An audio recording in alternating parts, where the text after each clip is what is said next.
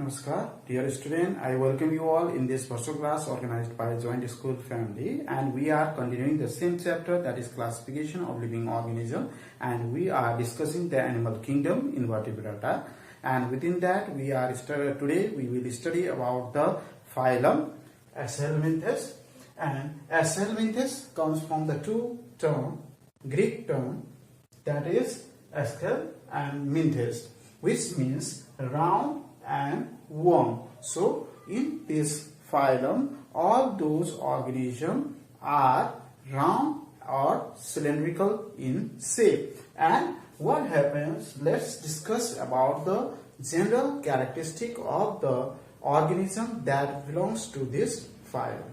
Okay, let's start. So first is that it includes animals which have long, round and cylindrical body. So the organism which belongs to it have round and they are very long too, as well as their cylindrical body. So they have cylindrical body, due to which they are also commonly known as roundworms.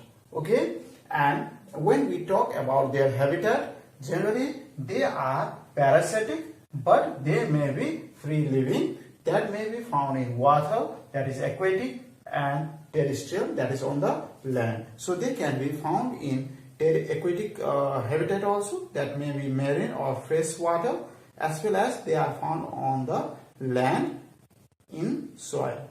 Okay, and mostly they are parasitic in nature. Okay, that means they live in the body of other organisms to take the nutrient from them.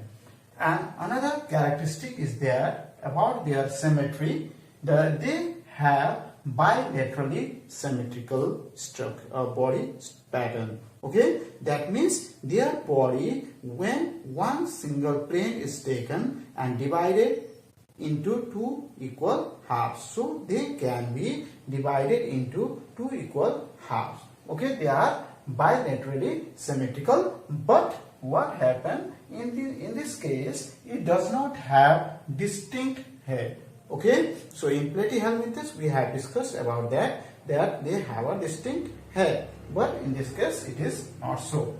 Now another characteristic is that they have organ system of body organization. So organ system of organization is found in the organism that belongs to this phylum. Now we know that cell is the tiny unit of life, and when cells combine they form tissues, and tissues, when they combine to perform specific activity, they are known as organ, and different organ combines together to form a organ system. So in this case, these organisms are now in the level of organ system. Okay, that means there are different organs performing different activity collectively to give a functioning of the organ system. Okay, so next is about the layer or germ layer, body layer in them.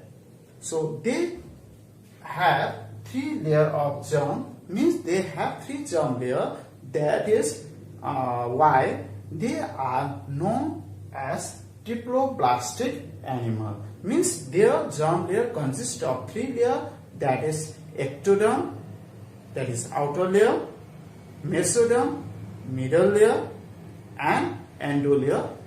Endo means inner. Okay, endoderm, mesoderm, and ecto, inner, middle, and outer germ layer are found in them.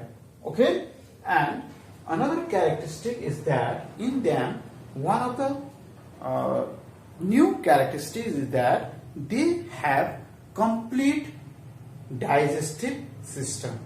That means they have mouth and anus, means completely they take the food from one point and they throw out their waste material from the another, and that means they completely have digestive system.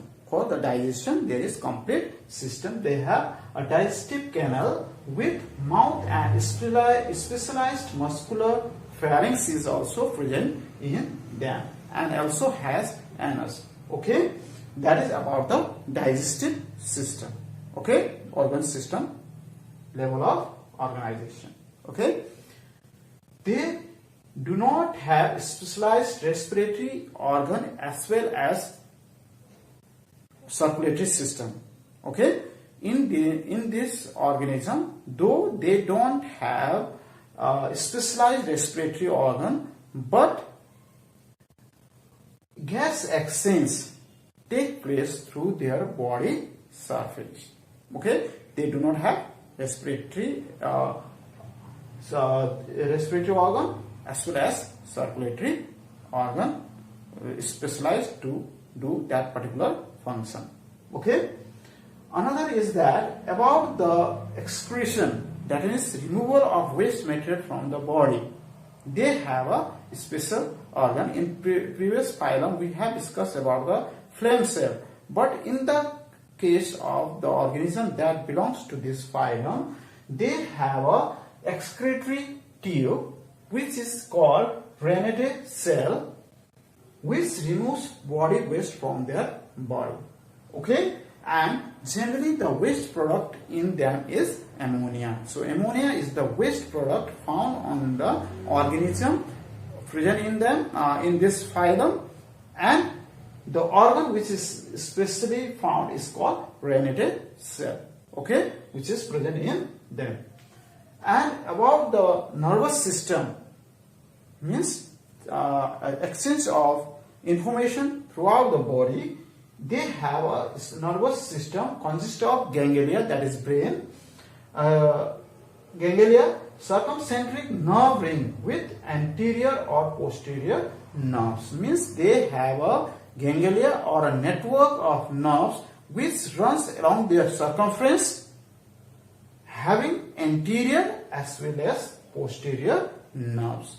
Okay, and about the reproduction or about the sex, this is also a new developed features on the organism which was not present in the organism in previous phylum, is that they have a separate sex. Okay, the sexes are separate. That means male as well as female are separated. They show sexual dimorphism, means we can separate the two individuals as a male or female by looking their body structure too.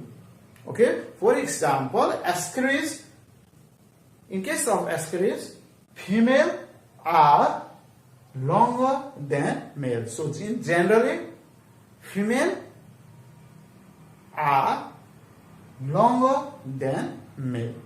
Okay, so with the body structure is separated, and we can separate two individuals as male or female by looking too.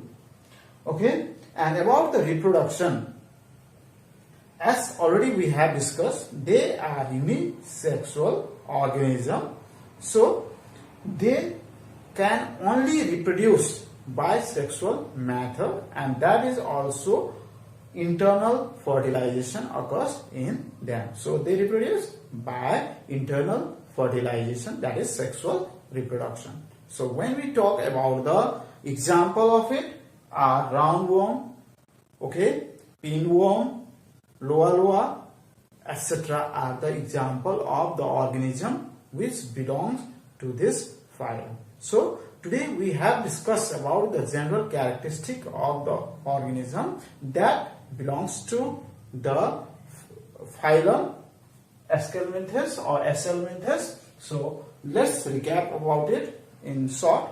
So what are they? They are the organism which are long, round and cylindrical body. They may be free living, they may be living in water, land, as well as they are parasitic. They are pathogenic too, because they cause different disease like elephantiasis, okay, filarial worms causes elephantiasis. That means the legs become like the legs of that of elephants. Okay, so there are many worms which cause different types of disease in human being. Okay, so they are pathogens. So their body is bilateral symmetrical. That means they are equally divided into two halves, and they do not have distinct heads. They have organ system of level organization. That means organ system are developed there, and they are triploblastic, means they consist of endoderm, mesoderm, and ectoderm. Similarly, they have complete digestive system in them.